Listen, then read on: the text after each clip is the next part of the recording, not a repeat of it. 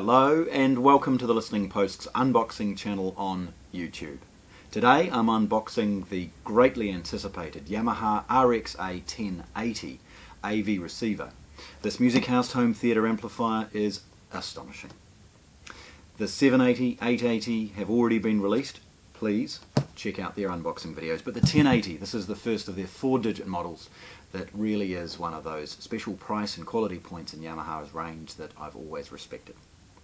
Now, the 80 series is indicated by new packaging. Previously, packaging involved the brown packaging with black printing on board. This is now white with black printing and a cool photograph of the product. So perhaps designed to have more appeal in a retail environment. There's, as always, heaps of stuff on the top because nowadays this damn thing will do a lot. Now, most importantly, Spotify, Tidal and Deezer support, MusicCast, all of those types of things, some new DSPs, but without further ado, let's have a look. So, packaging. As always, model and serial number just on one end. Awesome photo, as I said, a bit boring on this side, a bit boring on this one. The heavier amplifiers like this are actually held together with strappings because it's a heavy product and lugging it around a warehouse is pretty difficult. Nevertheless, getting rid of that strapping's very, very easy, and the process of opening the box itself, very, very straightforward. A simple nip and a little pull opens all of these boxes nowadays and reveals what's inside. Now these are really, really well appointed from an accessory perspective, so let's have a look. We've got plastic bag full of the brochures and printed material. We open that with a little nick of the sellotape.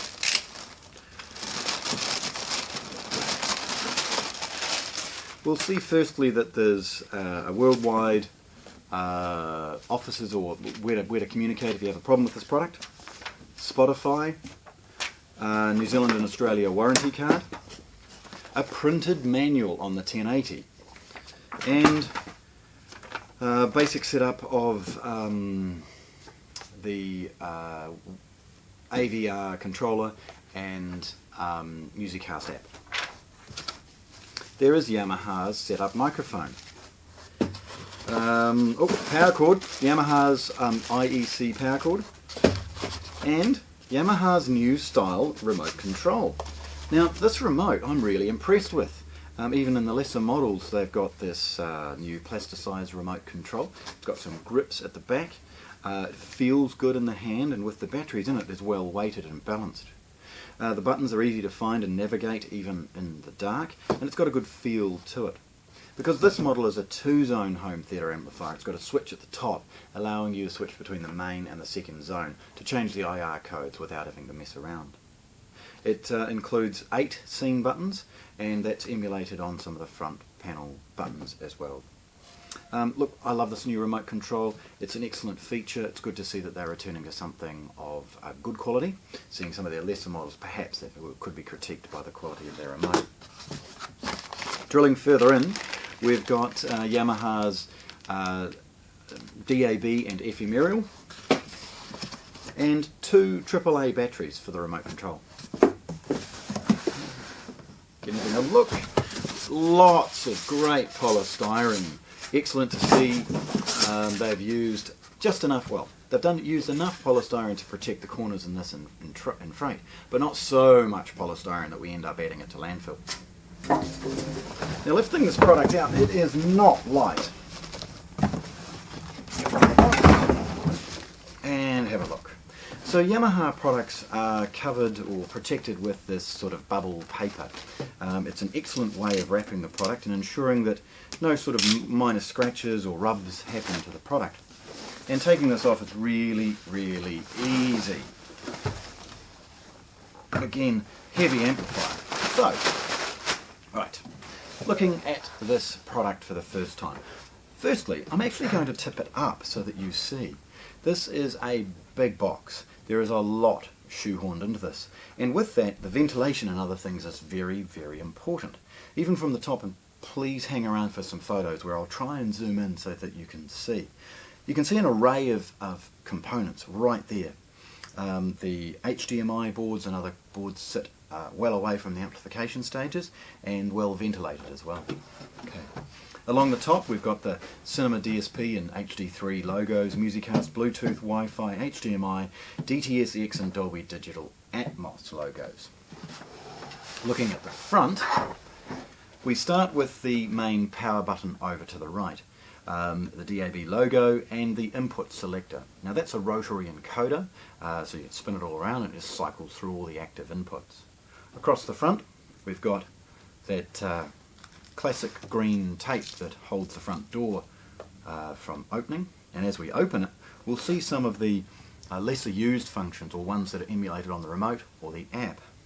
We've got the setup and menu buttons associated with navigating this amplifier. We've got the AI mode for their new DSP artificial intelligence modes, and a straight button to turn off all of their DSPs. The program button here actually cycles between the DSPs that Yamaha utilise. We've got 4 scene buttons. There are 8 on the remote, 4 on the front panel. We've got tuning and FM and DAB settings, and the multi-zone controller button enabling the front panel to then operate the second zone. Beneath that we've got a 5V 1A USB, so this will happily charge a small portable device or allow you to plug a USB in and give you media playback.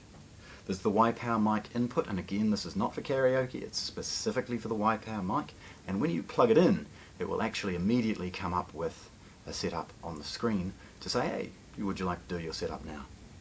There's a 6¼ headphone output, and that features Yamaha's Cinema DSP as well, or 3D for headphones, and a traditional analog left and right input for many of your portable devices. Over this side we've got the large rotary encoder volume control and a pure direct button, enabling this unit to be shut down into a good stereo amplifier. Looking at the side, you'll see again how deep it is.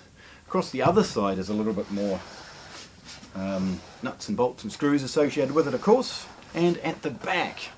Now some of the key features with this product. Yamaha have opted for dual wireless aerials. This is to improve Wi-Fi and reception associated with streaming and MusicCast playback. And that's the most obvious physical change. Some of the others, of course, are a little bit more subtle. Looking across the top, we've got the dual zone HDMI output. This enables 2 independent HDMI feeds to go to potentially 2 different areas. Perfect for in our industry, the ability to run in-ceiling speakers or soundbar, something like that, to a secondary TV with a second HDMI source. You've got beneath that the traditional analog inputs. You've got phono, CD, other inputs along those lines. You've got 3 coaxial and 1 optical digital in, FM aerial, analog ins and outs complemented with composite video and component video, and then you've got the left and right output for zone 2. Now that enables the users to potentially slave off a much larger power amp for those that are perhaps running a more dedicated stereo area, or for those that are running 7 channels of home theatre and don't want to have that interrupted with their zone 2. Then we've got pre-outs for all of the main channels of amplification. This allows for fronts, centres, rears, all to be slaved off to power amplification if required. A 2 or 3 channel power amplifier to run the front 3 is always a really, really good investment should you wish to make an upgrade. Obviously above that we've got the series of HDMI inputs. There are 7. And a 3rd zone HDMI output specifically for HDMI switching to another TV. The triggers we see here are 12V triggers to turn on and off related appliances or lower screens, and then we've also got the remote ins and outs for IR. Network socket is the last along the top, and beneath that is the RS232 for automation and control. Obviously 1, 2, 3, 4, 5, 6, 7 active amplification stages with an extra set of speakers now enabling it to switch between 7.1 rears or zone 2 or even front presence and effects. And of course lastly you've got your IEC power. So this awesome theatre amplifier, it's 110 watts by 7, it's got dual zone HDMI, it's part of the MusicCast architecture, and it's awesome. So very, very proud to unbox this RX1080 here at the Listening Post in Christchurch. Thanks for watching. If you want to see more, subscribe to our channel.